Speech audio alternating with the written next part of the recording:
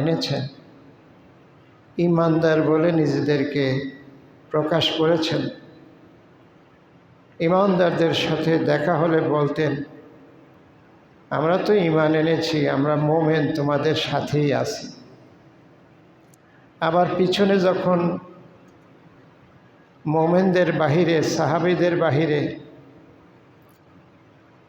ইসলামের শত্রুদের সাথে সাক্ষাৎ হতো, তখন আবার তাদের সাথে বলতো, আমরা তো তোমাদের সাথেই আছি, আমরা মুসলমানদের সাথে একটু ঠাট্টা করি, আসলে তো আমরা তোমাদের সাথেই আছি।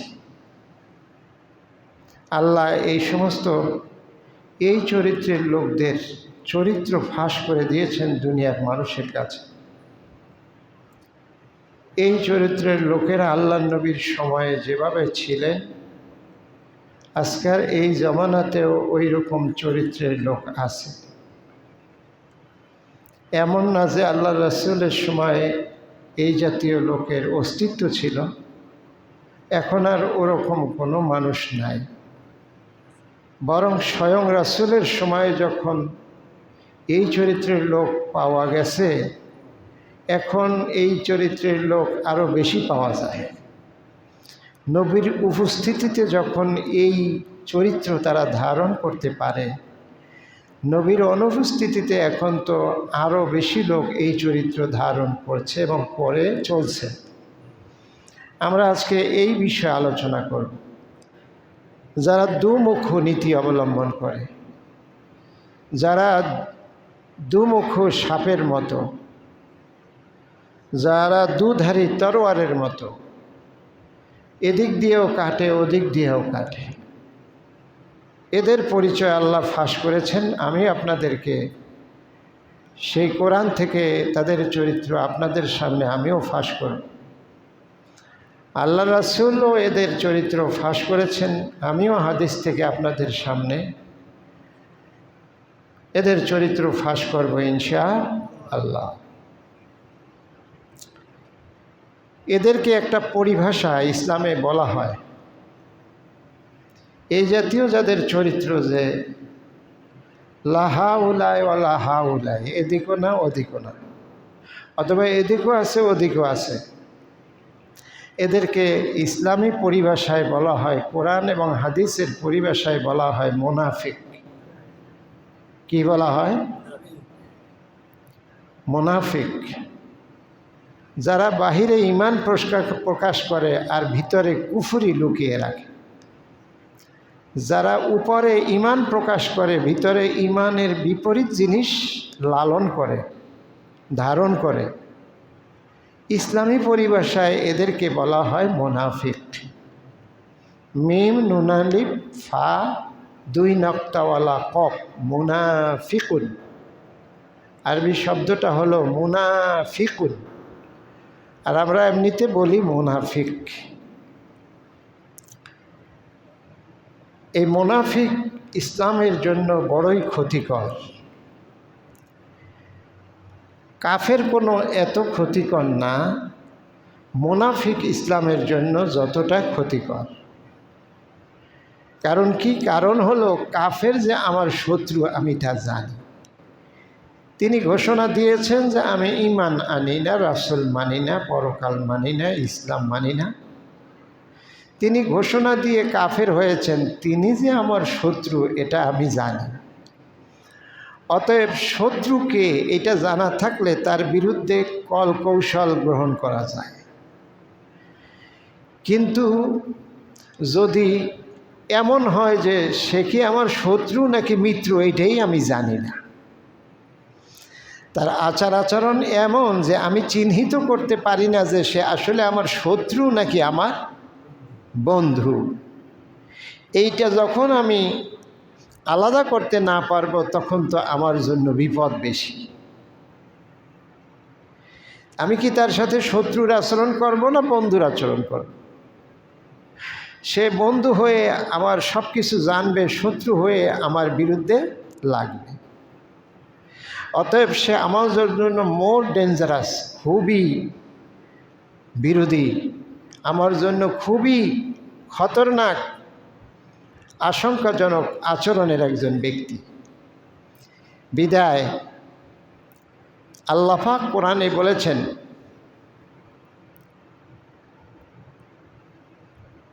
আদ-দারকিল আসফালি মিনান নার। এই মুনাফিকদের ঠিকানা সম্পর্কে আল্লাহ রাব্বুল আলামিন বলছেন, এদের ঠিকানা হলো জাহান্নামের একদম তলদেশ। এই মুনাফিকদের জাহান্নামে স্থান, এই মুনাফিকরা জাহান্নামে, এটা প্রশ্নই আসে না। এরা যে জাহান্নামে এটা প্রশ্নাতীত, এটা বলাই লাগে না। তবে প্রশ্ন হলো জাহান্নামের কোন জায়গায় তারা থাকবে। জাহান্নামই তো বটেই, প্রশ্ন হলে যে জাহান্নামের কোন জায়গায় তারা থাকবে, এই ঠিকানাটা আল্লাহ এবং তার রাসূল বলেছেন। এই মুনাফিকদের জাহান্নামের ঠিকানা হলো একদম জাহান্নামের নিচে, জাহান্নামের নিচে। কাফেররা জাহান্নামের যেই ঠিকানায় থাকবে তার চেয়েও নিচের ঠিকানায় এদের অবস্থান। ইন্না লিল্লাহ নাউযুবিল্লাহ। অতএব মুনাফিকি চরিত্র, মুনাফিকের বৈশিষ্ট্য, মুনাফিকের কি গুণাগুণ, কি থাকলে মুনাফিক হয়, এটা আমাদের জানা থাকা খুবই দরকার। এটা আমাদের জানা থাকাটা খুবই জরুরি যে আসলে এরকম মুনাফিকি কোনো চরিত্র আমার মধ্যে অন্তত আছে কিনা। এই জন্য আমরা মুনাফিকের চরিত্রের বিশ্লেষণ করব। আল্লাহ রাসূল এই মুনাফিকের, আল্লাহ বলছেন যে এরা ইমানদারদের সাথে দেখা হলে বলে যে আমি তোমাদের সাথে আছি, আর যখন কাফেরদের সাথে দেখা হয় তখন বলে যে আমরা, এই কাফেরদেরকে বলে যে আমরা তোমাদের সাথেই আছি। আল্লাহ আর কাফের বলে যে আমরা তো ইমানদারদের সাথে একটু ঠাট্টা মশকরা করি, ওদের সাথে আসি বলে এটা হলো তাদের সাথে ঠাট্টা মশকরা করা। তোমরা চিন্তা করো না, কাফেররা তোমাদের সাথেই আসি। এই আল্লাহ পাক এই মুনাফিকদের চরিত্র বৈশিষ্ট্য এইভাবে বর্ণনা করছে। আর নবী কিভাবে করছে? নবী যে হাদিস শরীফে বলেছেন, এক হাদিসে বলেছেন মুনাফিকের চিহ্ন হলো তিনটা। কয়টা? মুনাফিকের আলামাতুল মুনাফিকি সালাসা, মুনাফিকের চিহ্ন হলো প্রধানত তিনটা। তার একটি হলো ইজা হাদ্দাসা কাযাবা, যখন এই মুনাফিকরা কথা বলে, এই জাতীয় লোকেরা যখন কথা বলে তখন তারা মিথ্যা বলে। তাদের কথাগুলির মধ্যে অনেক মিথ্যা থাকে, বেশিরভাগ কথাই তারা মিথ্যা বলে। ওয়াইজা হাদ্দাসা কাযাবা ওয়াইজা ওয়াদা আখলাফা। মুনাফিক চিনার আরেকটা উপায় হলো যখন তারা ওয়াদা করে তখন এই ওয়াদা ভঙ্গ করে, ওয়াদা তারা রক্ষা করে না। ওয়াদা কি করে না? রক্ষা করে না। মুনাফিকের 2 নম্বর চরিত্র কি? মুনাফিক চিনা যাবে কিভাবে? যখন তারা ওয়াদা দেয় তখন ওয়াদা রক্ষা করে না, প্রতিশ্রুতি ভঙ্গ করে, ওয়াদা রক্ষা করে না তারা। মুনাফিকরা ওয়াদা রক্ষা সাধারণত করে না। আচ্ছা, ওয়াদা যদি রক্ষা না করে তাহলে কি করে? ওয়াদা খেলাপ করে, ওয়াদা ভঙ্গ করে। এই ওয়াদা ভঙ্গ করা অর্থনৈতিক ব্যাপারে হতে পারে, সামাজিক ব্যাপারে হতে পারে, পারিবারিক ব্যাপারে হতে পারে, ব্যক্তি ব্যাপারে হতে পারে, রাষ্ট্রের ব্যাপারে হতে পারে, পৃথিবীর কোনো জাতির সাথে দেওয়া ওয়াদা ভঙ্গ হতে পারে। যদি যে কোনো ধরনের ওয়াদা ভঙ্গ হোক, এটা হচ্ছে মুনাফিকের একটা লক্ষণ, মুনাফিকের একটা বৈশিষ্ট্য। ওয়াইজা ওয়াদা আখলাফা। 3 নম্বরে আল্লাহ নবী বলেছেন ওয়াইজা তুমিনা খাওয়ানা, যখন তাদের কাছে আমানত রাখা হয় তখন তারা আমানত কি করে? খেয়ানত করে, আমানত রক্ষা করে না। আমানত তারা রক্ষা করে না। মুনাফিকরা আমানত রক্ষা করতে জানে না, জানলে তো তারা মুনাফিক হতো না। এটা জিকির করে লা ইলাহা ইল্লাল্লাহ, লা ইলাহা ইল্লাল্লাহ, লা ইলাহা ইল্লাল্লাহ। যে মুনাফিকের আলামত হলো চারটা, এই তিনটার সাথে আরেকটা যোগ করা হয়েছে। যখন তারা তর্ক বিতর্ক করে, তর্ক বিতর্ক করে, কাজে ঝগড়া করে, তখন তারা বড় বড় লম্বা লম্বা ঘৃণিত ঘৃণিত গালি দেয়। কি দেয়? ফটাফট গালি বাইরেই পড়ে মুখ থেকে। যখনই মানুষের সাথে মানুষের দ্বিমত হতে পারে, ঝগড়াঝাটি হতেই পারে এক সমাজে বসবাস করলে, পাশাপাশি বসবাস করলে, কিন্তু এই দুই মোমেনও যদি লাগে, লাগার পরে যার মুখ দিয়ে শুধু বন্ড বাজে কথা, গালিগালাজ, ঘৃণিত কথা, অপমানজনক কথা, অযৌক্তিক কথা, গালি বলা হয় এক কথায়, এই রকম বেশি বেশি গালি যার বের হবে, বুঝে নিতে হবে এটা একটা মুনাফিক। এটা কি? তাহলে দুইজন ইমানদার পরিচয়ের লোক যদি লাগালাগি করে, কোনো বিষয় লাগে, ঝগড়াঝাটি হতেই পারে, হয়, দ্বিমত হয়, তখন আমরা দুইজনের মধ্যে মুনাফিক কেটা, এটা কেমনে চিনবো? যে সে তর্কের সময় খালি গালি দেয়। কি দেয়? বন্ড কথা কয়, গালি দেয়, গালি বা গালি জাতীয় কথা বলে, গালি জাতীয় কথা বলে। এই হাদিসে বলা হয়েছে যে ঝগড়াঝাটি হলে, তর্ক বিতর্ক হলে তারা প্রচুর পরিমাণে গালি ছুঁড়ে মারে, গালি ছুঁড়ে মারে। এই হলো মুনাফিকের আরেকটা চিহ্ন।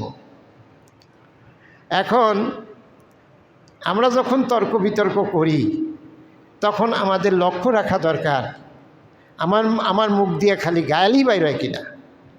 সহ্য করতে পারি না, অসহ্য হয়ে খালি গালি যদি বের হয় তাহলে আমি বুঝে নেব, আমার তখন বুঝে আসা দরকার আমি একটা মুনাফিক। আমি একটা কি?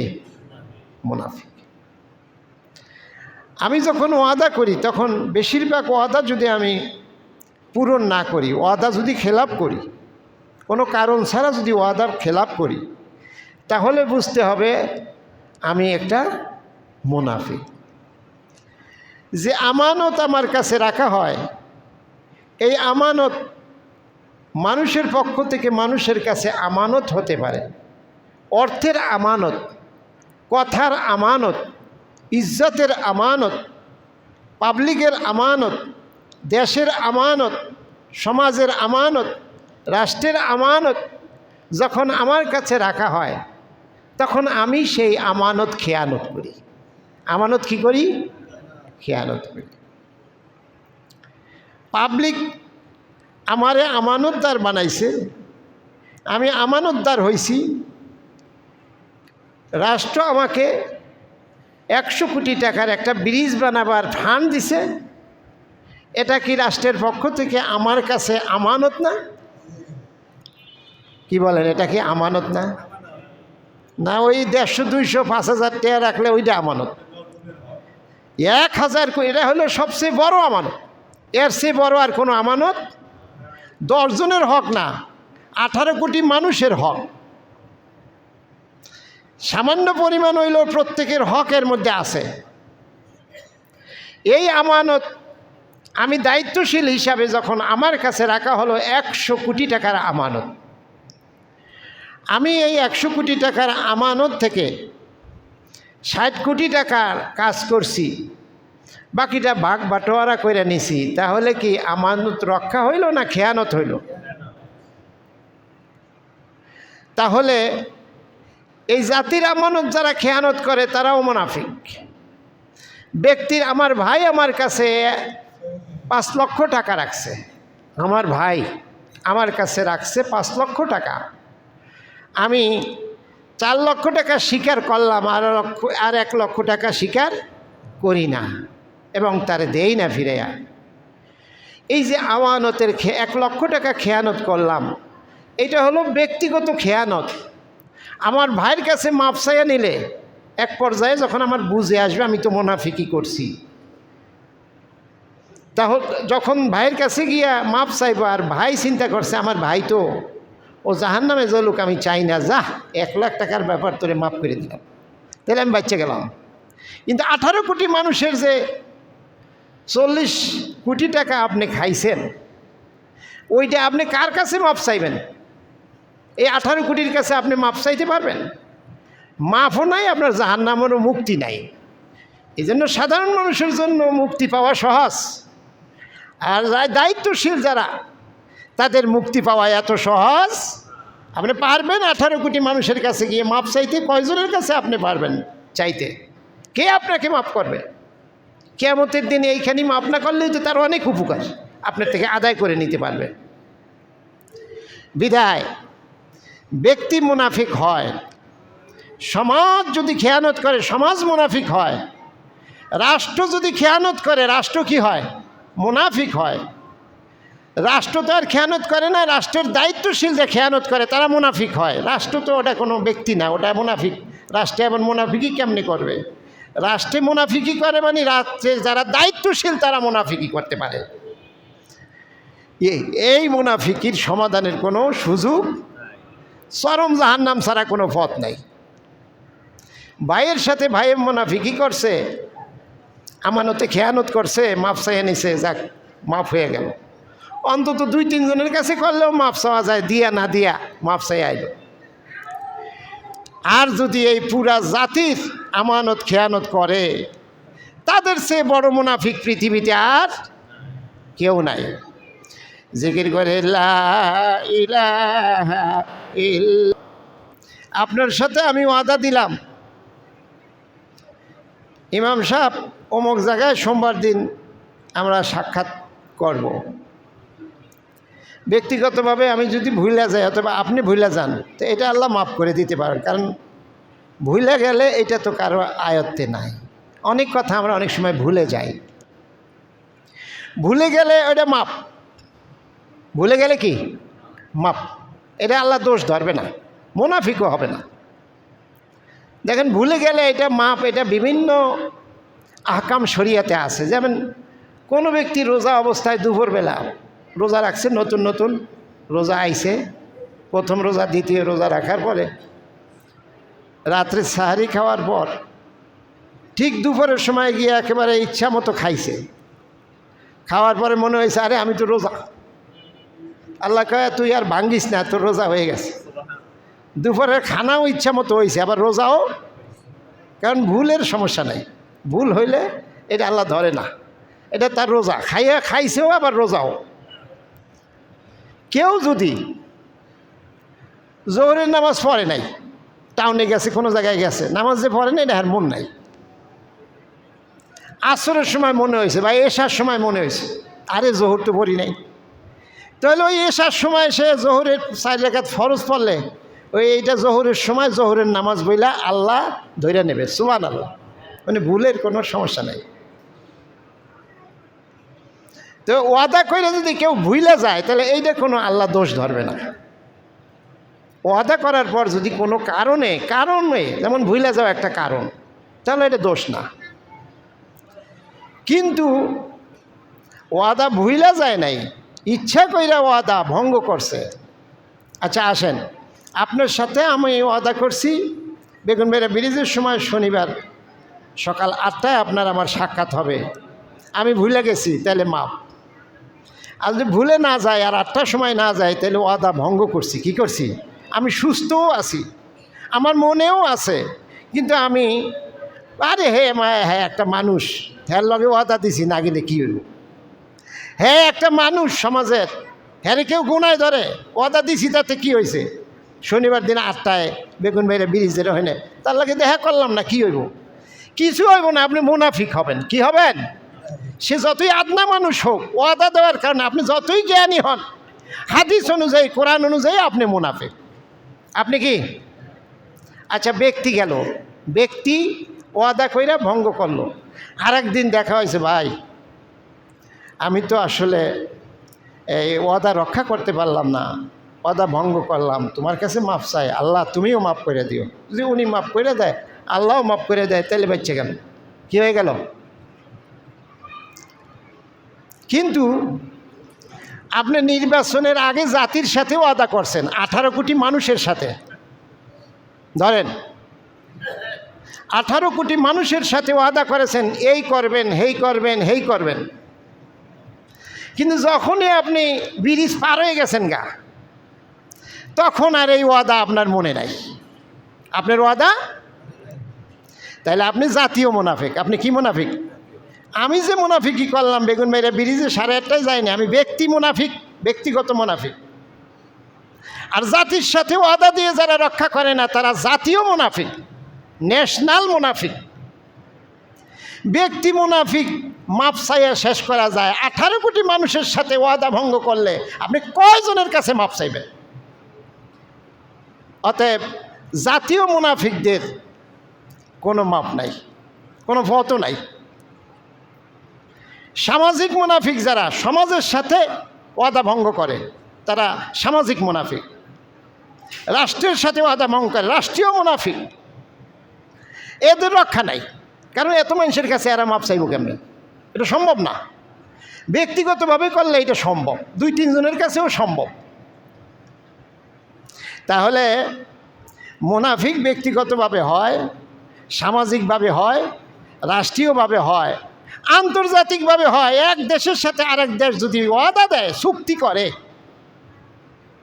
আল্লাহর নবী যেই সব মদিনা রাষ্ট্রের সাথে চুক্তি করেছিলেন, যতক্ষণ না সেই রাষ্ট্র চুক্তি না ভাঙছে, ততক্ষণ পর্যন্ত আল্লাহর নবী চুক্তি ভাঙার চিন্তাও করে নাই। কারণ তাহলে রাষ্ট্র মুনাফিক হয়ে যাবে। কি হয়ে যাবে? এটা ইসলামের কাম্য নয়। এই জন্য মুনাফিকি এমন এক ব্যাধি, মুনাফিকি চরম এমন এক বদগুণ, মুনাফিকি এমন এক জিনিস যা মানুষের সমস্ত আমল বরবাদ করে দেয়। আর এই মুনাফিকির ঠিকানা হলো জাহান্নামের কাফেরদের নিচে, আর দারকিল আসফালে মিনান নার, জাহান্নামের সবচেয়ে তলদেশে থাকবে এই মুনাফিকরা।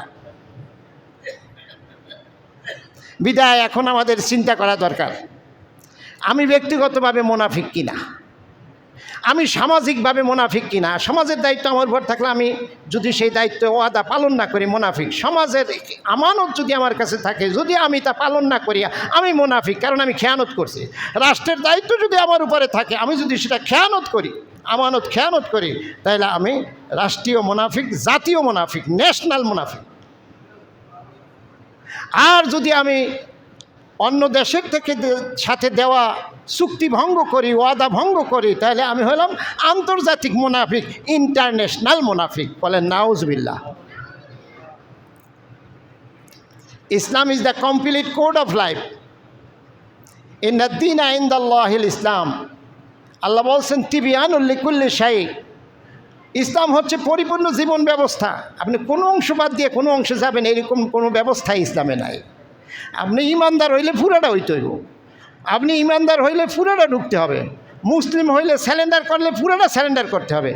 কিছু স্যালেন্ডার শয়তানের কাছে, কিছু মানুষের কাছে, কিছু সমাজের কাছে, কিছু ধর্মের কাছে, এইরকম কোনো সুযোগ ইসলামে নাই। আপনি স্যালেন্ডার করছি যখন বলবেন আল্লাহর কাছে, তখন পরিপূর্ণ। উদখুলু ফিস সিলমে কাফা। আল্লাহ এই জন্যই বলছে ইসলামে পরিপূর্ণভাবে ঢুকো। ইদখুলু ফিস সিলমে কাফা, পরিপূর্ণভাবে ইসলামে ঢোকো। ব্যক্তিগত জীবনে কিছু আপনি আমানত রক্ষা করবেন, ওয়াদা রক্ষা করবেন, এর চেয়ে বড় কোনো দায়িত্বে আসলে সেখানে আপনার আমানত রক্ষার দরকার নাই, সেখানে ওয়াদা রক্ষারও দরকার নাই, সেখানে মিথ্যা বললেও আপনার কাছে পাপ মনে হয় না। তাহলে আপনি ইসলামই বুঝেন নাই। সব জায়গায় মিথ্যা পরিহার করতে হবে, সব জায়গায় আমানত রক্ষা করতে হবে, সব জায়গায় খেয়ানত করা চলবে না। এই গুণ ব্যক্তি, পরিবার, সমাজ সব জায়গায় যদি সমাজে এই গুণ না থাকে সমাজ মুসলমান হয়, যদি রাষ্ট্রের মধ্যে এই মুনাফিকি না থাকে রাষ্ট্র মুসলমান হয়, যদি ব্যক্তির মধ্যেই মুনাফিকি না থাকে ব্যক্তি মুসলমান হয়। এমন হইতে পারে যে ব্যক্তি মুসলমান সমাজ মুনাফিক, এমনও হইতে পারে যে ব্যক্তিও মুসলমান সমাজও মুসলমান কিন্তু রাষ্ট্র মুনাফিক, এরকমও হতে পারে। আপনি ঈমান আনলে সব জায়গায় যে যেখানে আছেন সবার ওইভাবে সারেন্ডার করা লাগবে। আমাদের সমাজে এইরকম ধারণা আছে, এই কথাটা আমরা প্রায়ই আপনাদেরকে মনে করিয়ে দেই, কারণ এই সমাজ এই কথা মানুষের সামনে, এই সমাজ এই কথা মানুষের সামনে স্পষ্ট করে বলে না। কারণ কি, তার স্বার্থর হানি হয়।